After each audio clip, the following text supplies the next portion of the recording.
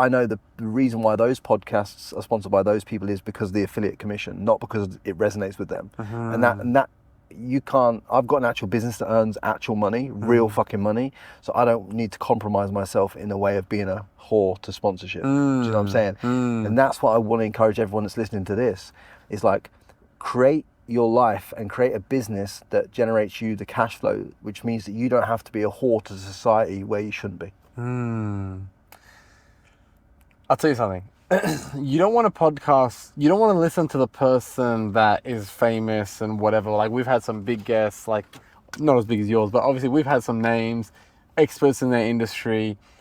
You don't want to listen to those people, they're good, but you want to listen to the guy that podcasts with all of them, because he picks up the gems from all of them, and then he becomes a superhuman with everything that he's learned from everyone else.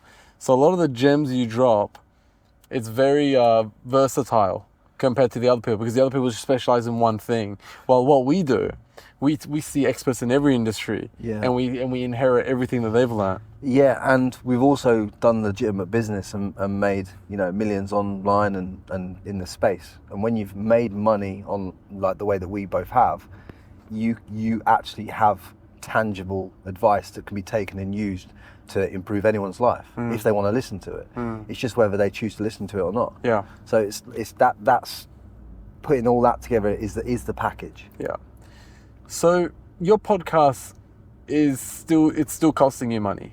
You haven't been able to have it break even with sponsorship or anything? So I do some mentorships, but I do mentorships just not to break even on the podcast. It does make me break even on the podcast. I do some mentorships because I genuinely want to take interest in other people's businesses, and, you know, help them scale them. And it's given me a lot. We've had massive results. I mean, if you go on, they can go on the website and have a look for themselves. But it's like, that stuff's powerful for me because I get to see inside of a business. Because you imagine with contentremoval.com and everything I've built with content removal, I've stepped into many of the biggest influencers, the biggest celebrities, and the biggest, like, businesses and brands in the world, stepped inside and seen inside them from a high level because we've protected their reputations online. When you protect people like that, you pick up insights, and these things, you're like, holy fuck, they do that. Well, that thing that they do in this industry, I can plug that into that industry and I can increase the revenue by 30% overnight because that insight isn't used in this industry. So it's a non-conflict of interest plug and play model. And I like to run, I've got all these things in my head and all these gems that I can just walk into any business, I believe, and increase the sales, increase the marketing, increase everything, because I know conceptually from looking at all these different businesses, all these different niches, where the gaps are, because that's what I'm learning all the time. Now, that's on top. I'm getting that for free because I'm also charging these clients for high margin money for looking after their reputation online anyway. So I'm making money. And I'm learning. I'm always fucking learning. I'm always asking questions. I want to know about, how does this work? How does that work? How have you unlocked that? How did you increase your subscriptions on your app by 25% this month? Oh, we did this, this, and this, and this. Okay, cool, right, cool. How can that be applied to the fitness industry? Because I've got a client over here that can do that. Cool, plug that into the fitness industry client. He juiced up his revenue by 33% in a month. He's happy as fuck. Maybe I can pull some equity out. Maybe I can do a cash play.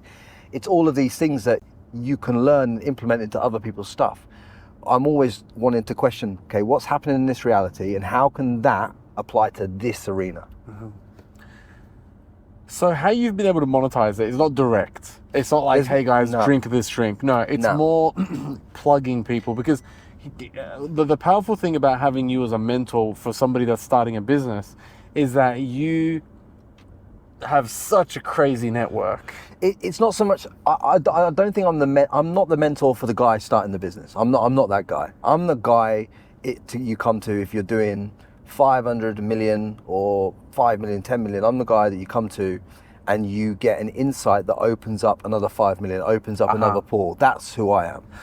Got ya. So that's your mentorship. That's what I do. That's specifically what I do for people. Because less than that, or somebody starting a business, it's just too much fuck around. It's like, it's simple stuff. You know what I mean? Like, but I don't plug mentorships because I do not need to sell mentorships. I make legitimate money from protecting brands online. Got So ya. so mentorships to me is just like I'll relate it back to your question. You asked me, how do I monetize the podcast? I monetize the podcast indirectly by content removal clients.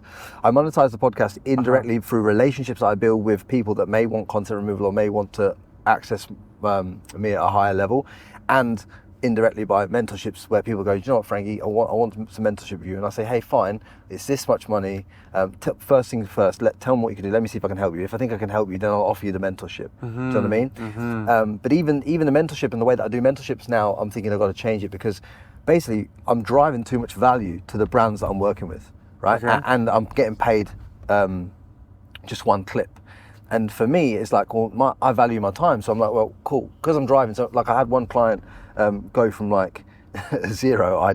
He just had an idea and we helped him execute it in the property space.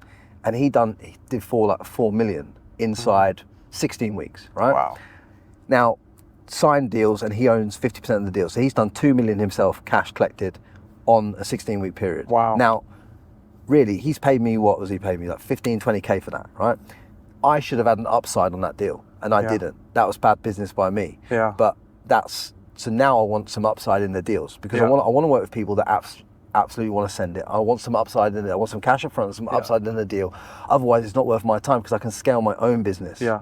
And we're in the attention economy right now, and if we've got to stop fucking trying to do side hustles and all this crap that we're told we need to do, other things. We just need to do the main thing and make the main thing the main thing and keep it that way. So it's like anything that takes my time away from the main thing, which is obviously I have two main things at the minute, which is not fucking ideal, which is the podcast and content removal. Anything that takes me away from those two things has to massively monetize, you know, otherwise. But those two things, they marry each other. They go hand in hand. One wouldn't exist without the other. Well, one did exist without the other. Podcast, yeah. But now I understand business at a lot higher level than I did 7 years ago. Now they're marrying in. Yeah. But at the start, I didn't understand how to marry it in. Yeah. You learn that as you go along the path. You don't have all the answers when you start. Yeah. Yeah. That's why I encourage people just to fucking start, rather than keep telling themselves why they can't do this, can't do that, why they need this, why they need that. You know.